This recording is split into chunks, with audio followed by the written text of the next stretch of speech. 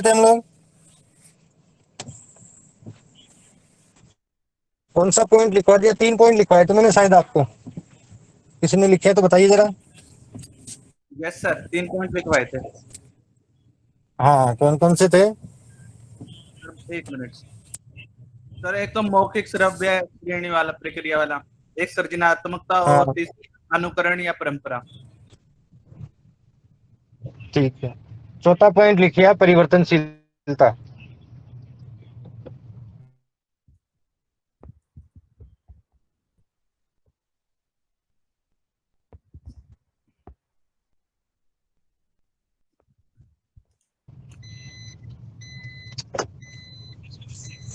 Fourth point है परिवर्तनशीलता। ऊपर लिख लिया। इसको लिखवाने से पहले समझा देता हूँ मैं आप लोगों को।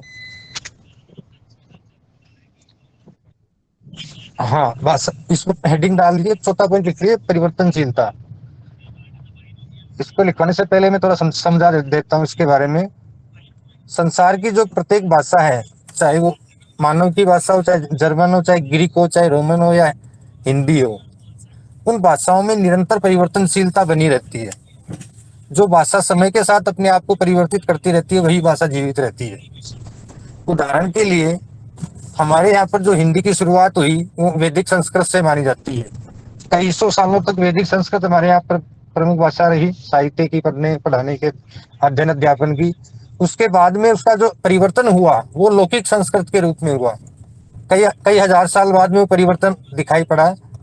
उसका जो आसान जो रूप हुआ वो पाली भाषा के रूप में हुआ, जो महात्मा बुद्ध के जिसमें उपदेश दिए गए हैं। उसके बाद जो परिवर्तन हुआ वो प्राकृत भाषा के रूप में हमारे सामने आता है, जिसमें जैन धर्म के सारे श्रावकाचार और जैन मुनियों की जो वाणी है वो संग्रहित की गई।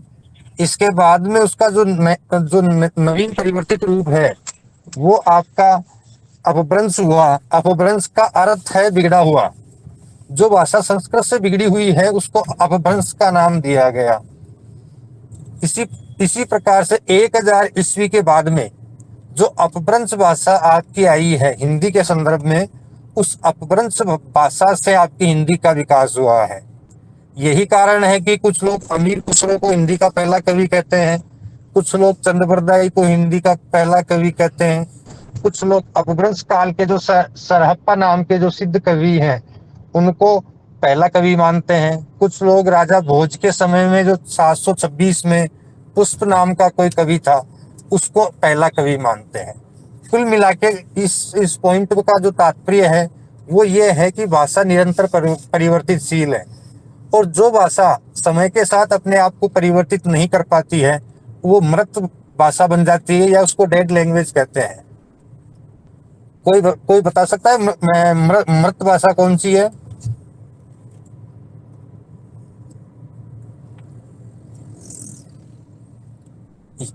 या मृत भाषा का तात्पर्य क्या होता है? आप में से कोई बताए जरा। सर वो भाषा जो अब बिल्कुल खत्म हो चुकी है, बहुत ही कम जगह सुनने को या बोलने को मिलती है, वो होती है।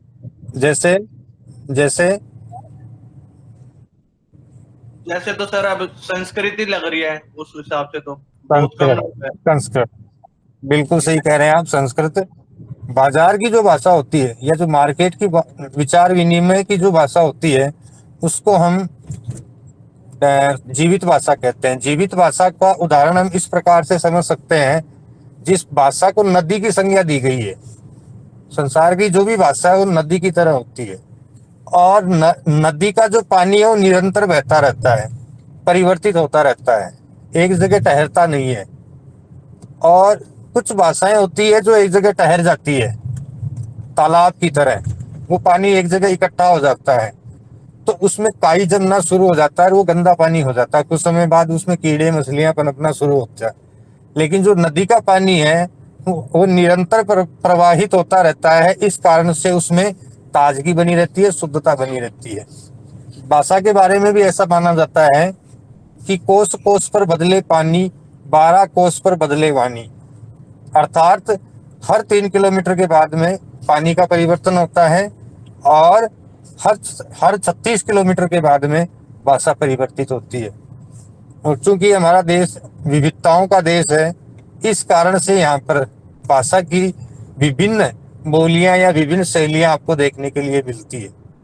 उत्तर भारत में भी अगर आप उत्तर प्रदेश के पूर्वोत्तर क्षेत्र से या किसी दूसरे क्षेत्र से आप गोरखपुर से सहारनपुर की तरफ आते हैं, तब भी आप जो बाजार की भाषा है उसमें काफी परिवर्तन पाते हैं।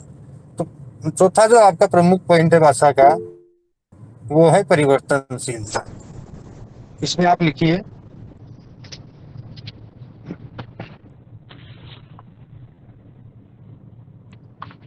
व्याकरण जैसी व्यवस्था होने के बावजूद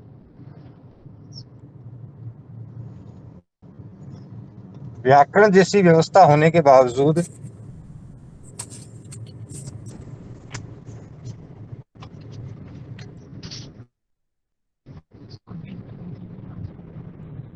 मानव भाषा व्याकरण जैसी व्यवस्था होने के बावजूद मानव भाषा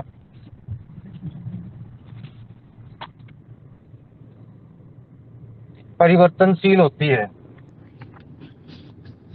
परिवर्तनशील होती है।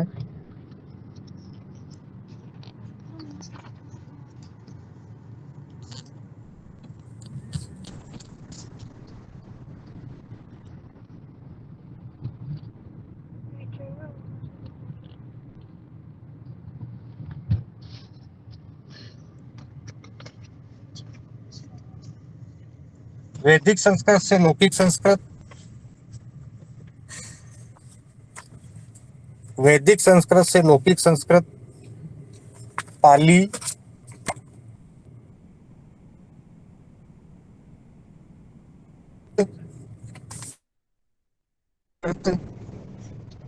अपभ्रंश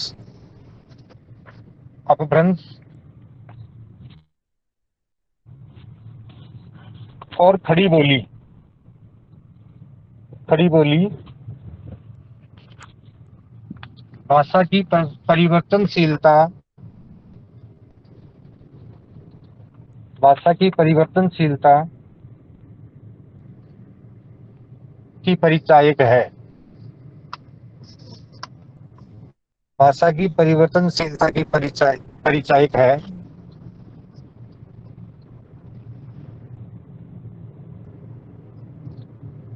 जैसे जैसे मानव विकास की ओर अग्रसर होता है, जैसे जैसे मानव विकास की ओर अग्रसर होता है,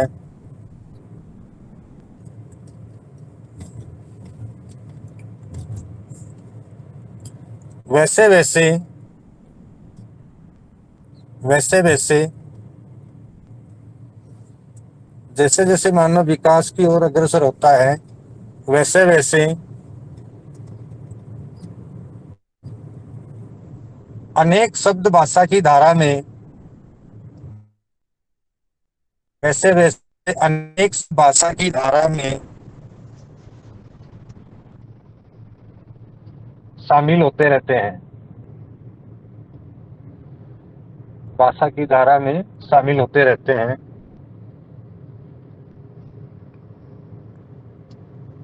उदाहरण के लिए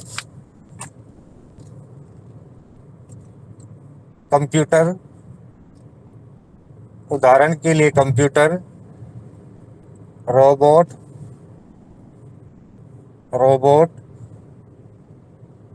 रॉकेट,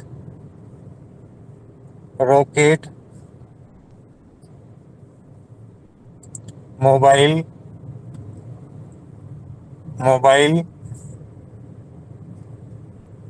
फेसबुक,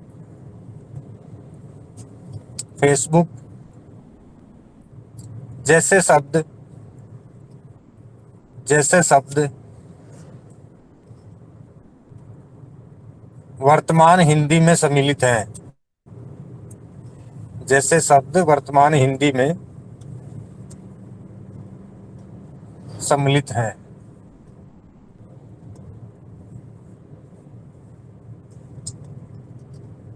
भाषा में परिवर्तन की परंपरा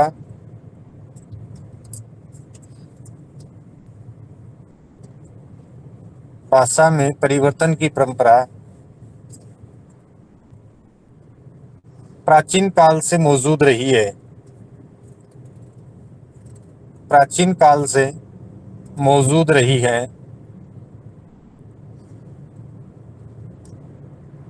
जैसे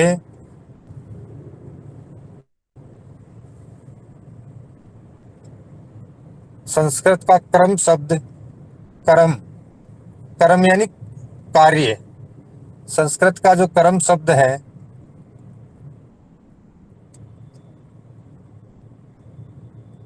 वह तद्भव होकर काम शब्द बना,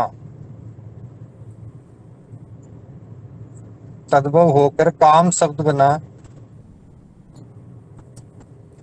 इसी प्रकार कृष्ण जो शब्द है, कृष्ण, श्री कृष्ण, कृष्ण शब्द है वह किशन शब्द में परिवर्तित हुआ, वह किशन शब्द में परिवर्तित हुआ।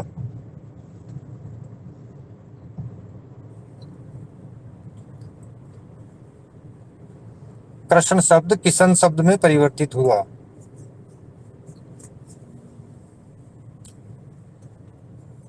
लिख लिया आपने?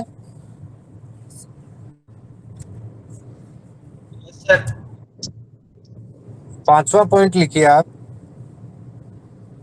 यादृच्छिकता। यादृच्छिकता, या द के नीचे रे, ग्रह वाला रे, आधा छ छतरी वाला, छोटी की मात्रा, क और ता, यादृच्छिकता। इसको अंग्रेजी में बोलते हैं आर्बिट्रेरी, आर्बिट्रेरी। लिखवाने से पहले मैं थोड़ा इसके बारे में समझा दूं आपको। यादृच्छिकता, या द के नीचे गोल वाला रे, आधा छ छतरी वाला पूरा, छोटी की मात्रा, क और ता, यादृच्छिकता।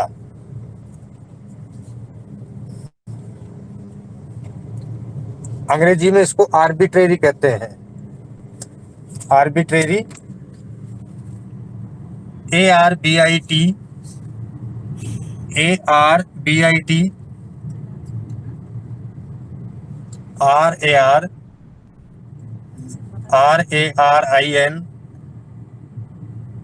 RARINES, arbitrariness,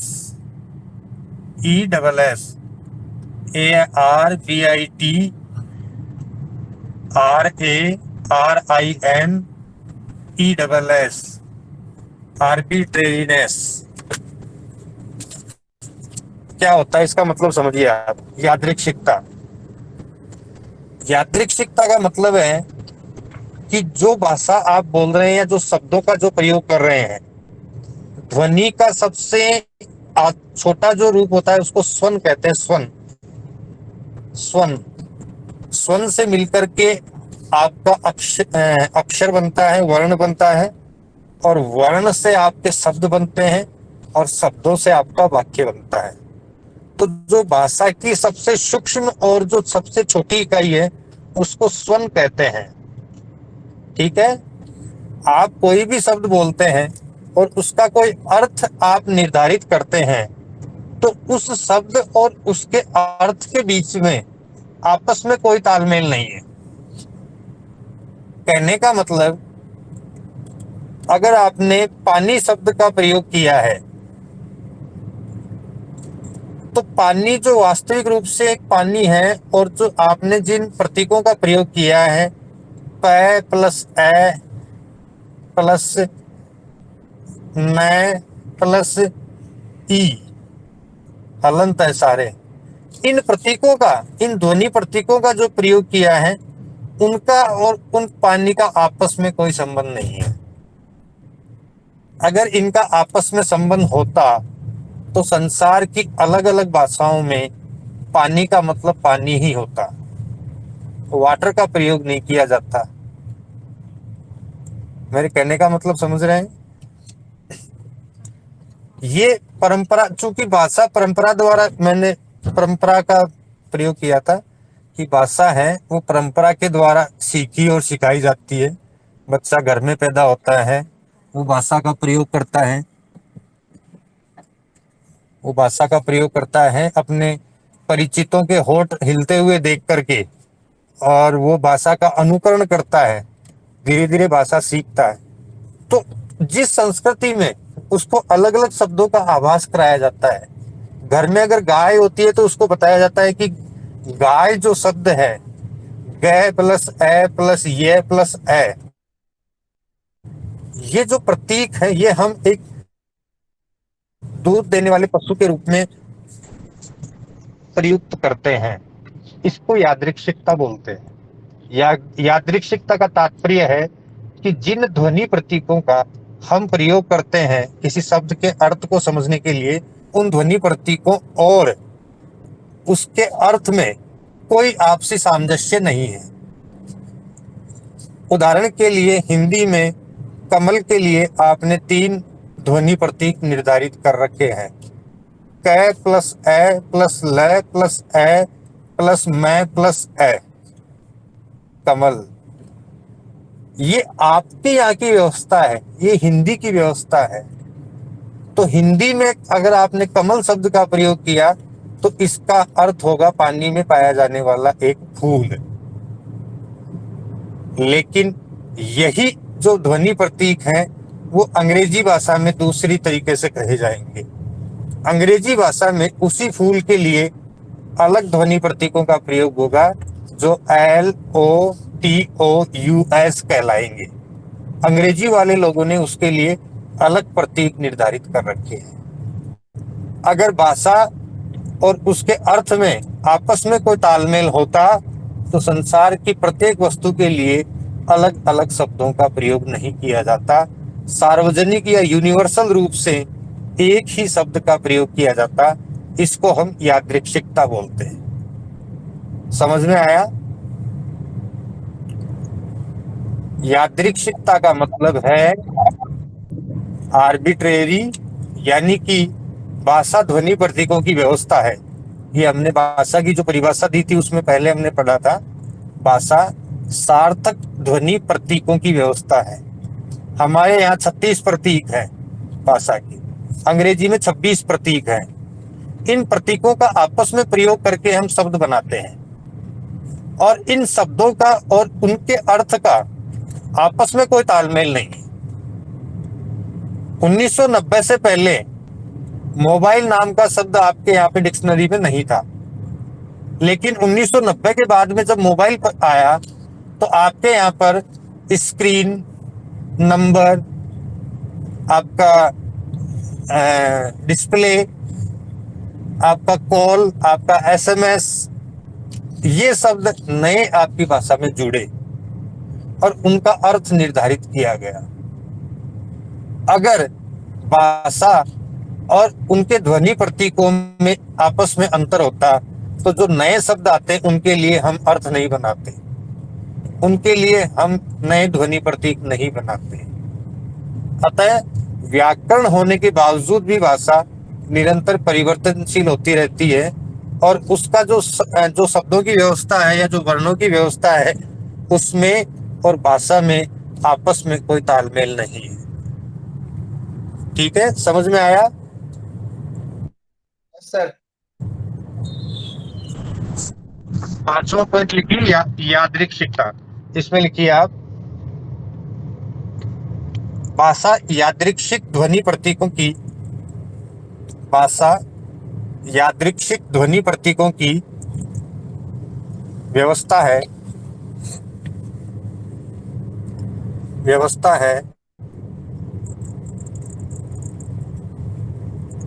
ये यादृच्छिक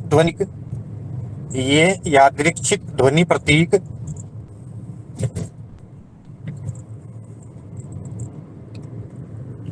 विभिन्न ध्वनियों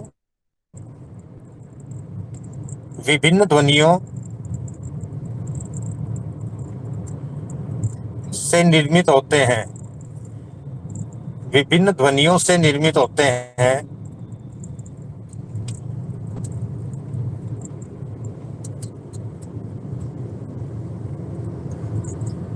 लेकिन इनमें कोई लेकिन इनमें कोई तार्किक संबंध न होकर लेकिन इनमें कोई तार्किक संबंध न होकर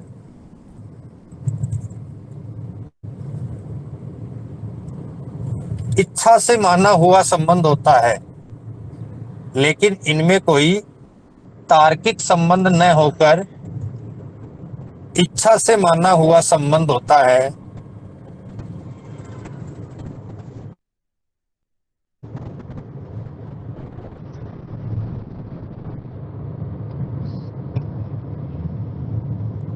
इच्छा से माना हुआ संबंध होने के कारण ही इच्छा से माना हुआ संबंध होने के कारण ही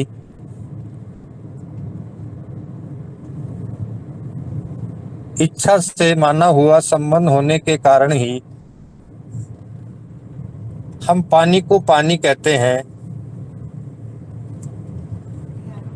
हम पानी को पानी कहते हैं,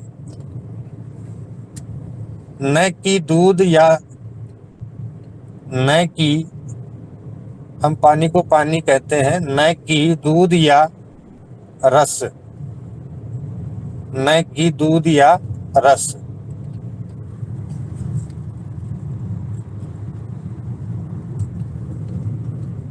भाषा का प्रयोग करने वाला व्यक्ति भाषा का प्रयोग करने वाला व्यक्ति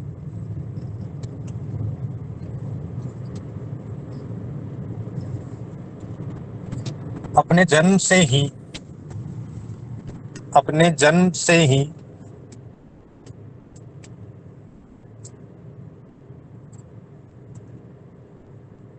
सीखता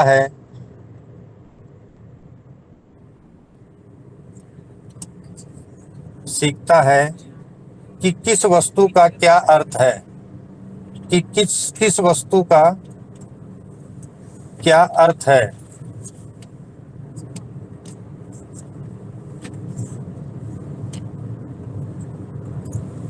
ध्वनि प्रतीकों का अर्थ भाषा का प्रयोक्ता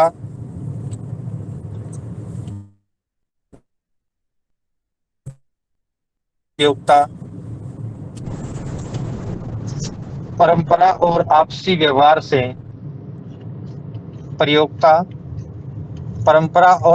व्यवहार से सीखता है।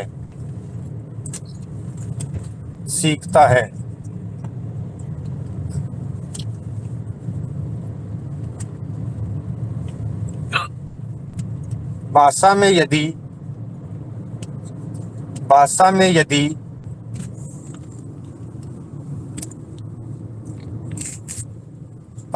यदि यादृच्छिकता का गुण न होता, भाषा में यदि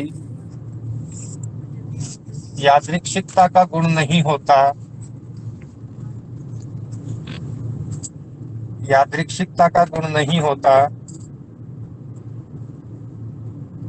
तो संसार की सभी भाषाओं में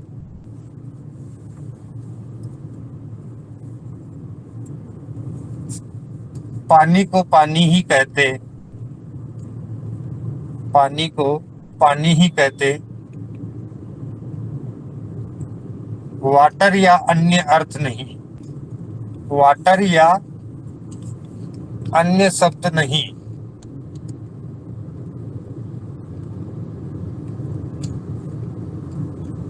वाटर या अन्य शब्द नहीं। यादृच्छिकता का मतलब समझ में आया आप लोगों को? यादृच्छिकता का मतलब समझ में आया आपको? Yes sir. अच्छा, आज के लिए पर्याप्त है इतना ही? और करवा दो। चलिए, रोल नंबर बताइए अपने। अनिकेत विश्वकर्मा।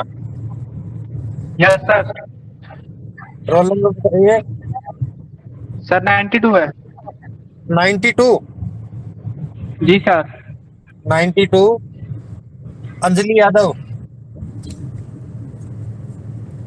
सर 68। 68